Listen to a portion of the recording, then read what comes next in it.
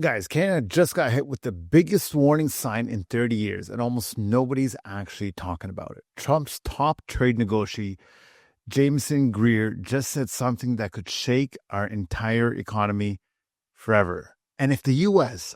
actually does this, Canada will feel the shock in every single industry, from the jobs to the groceries to the steel to our dollar. So let's break down exactly what's happening, because this is big. This is humongous.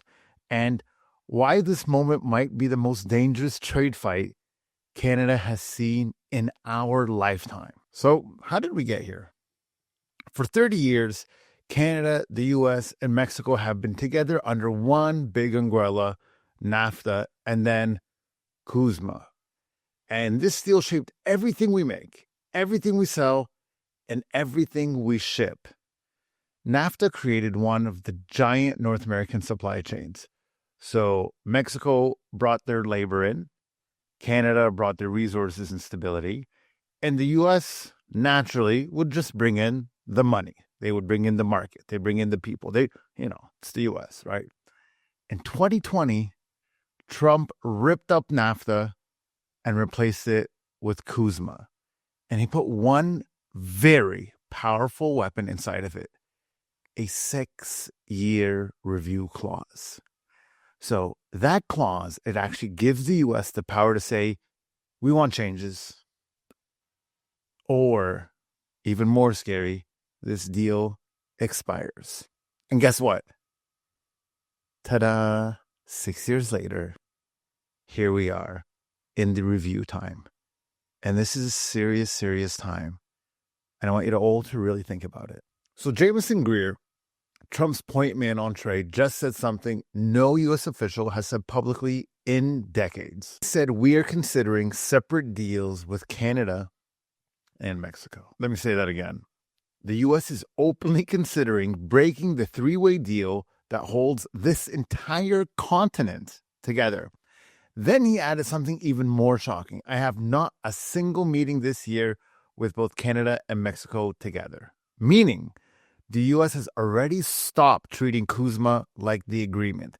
They have already split the table. And another bombshell, Greer said the U.S. could exit the deal entirely. His exact words, could it be exited? Yeah.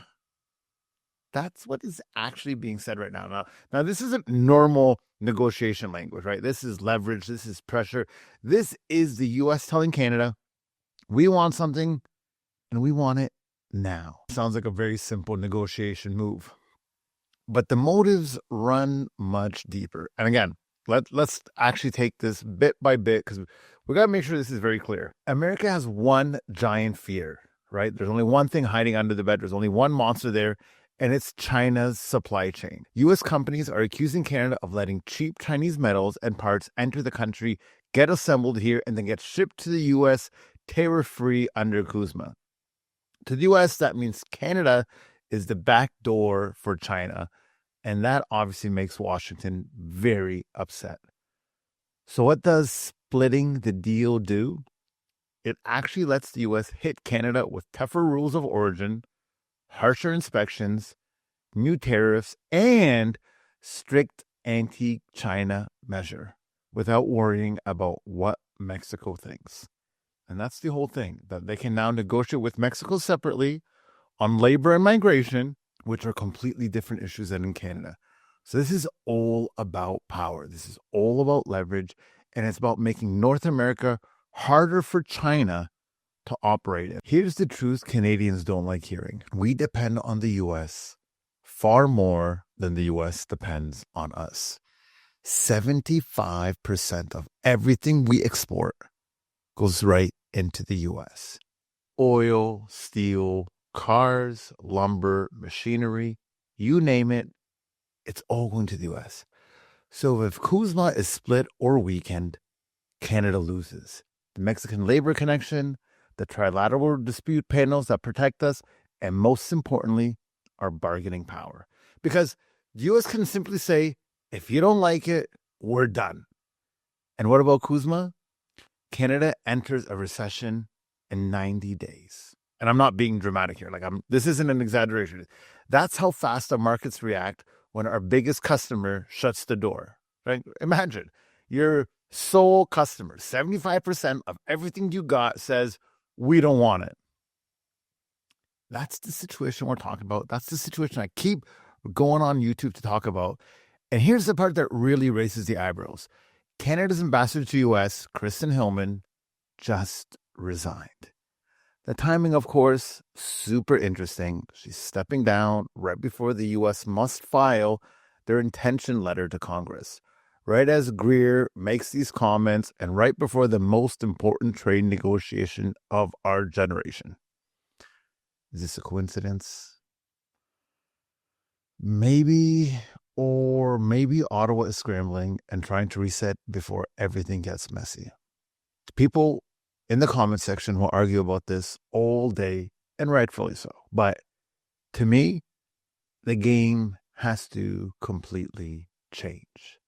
There are 4 possible outcomes, and none of them keep things exactly the way they are. Number 1, CUSMA is renewed with small changes. Now, unfortunately, I think this is extremely unlikely. The U.S. wants major concessions. And why would they just give it up like that? Option number 2, a full-blown renegotiation. And this is where Canada loses the most. New rules, new demands, and of course, new tariffs. And option number 3, the U.S. splits the deals. And this is real crazy, right? Because Canada gets its own deal, and then Mexico gets a separate deal. And what happens here is that the U.S. is in complete control. Option number 4, to me, the scariest option, the nuclear option, U.S. exits CUSMA, right? The markets panic, Canadian dollar would drop overnight, and the industries would go into hardcore emergency mode. And remember, Greer did not rule this out. This is actually an option that is presented on the table. So for 30 years, Canada assumed that the U.S. would always treat us gently. But this new reality is really, really different. This is a U.S. that sees China everywhere, a U.S. that wants total control of the supply chain, and the U.S. that is not afraid to throw Canada off balance to get what it wants. So Canadians, guys, it's a real important question here. Are we actually prepared for this fight? Do we have the leadership? Do we have the leverage? Do we have a plan B if it just all goes sideways? So you tell me, guys, do we have what it takes to survive this? Let me know in the comments. This isn't a small story. This is not normal politics. This is the foundation of our entire economy. Comments are yours.